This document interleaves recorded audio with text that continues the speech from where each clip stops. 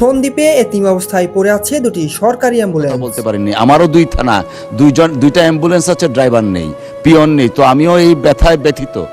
মাননীয় স্পিকার, আমি সন্দ্বীপের অবহেলিত চিকিৎসা ব্যবস্থার এক নির্মম বাস্তবতার চিত্র তুলে ধরছি।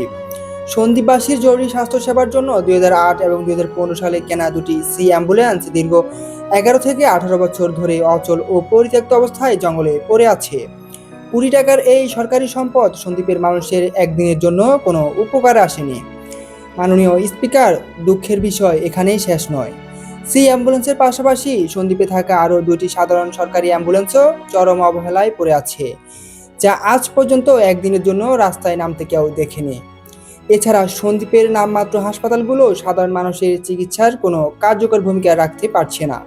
ফলে দিন কিংবা রাত যে কোনো সময় জরুরি চিকিৎসার জন্য সন্দ্বীপবাসীকে উত্তাল সমুদ্র ডেঙিয়ে চট্টগ্রামে যেতে হয়।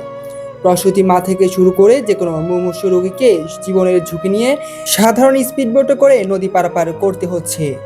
সন্দ্বীপের মানুষ অত্যন্ত আশাবাদী যে আমাদের এলাকার মাননীয় সংসদ সদস্য সন্দ্বীপবাসীর এই চরম দুর্ভোগের বিষয়গুলো অত্যন্ত গুরুত্বের সাথে সংশ্লিষ্ট কর্তৃপক্ষের নজরে আনবেন এবং দ্রুত এই সমস্যার স্থায়ী সমাধান কার্যকর পদক্ষেপ গ্রহণ করবেন।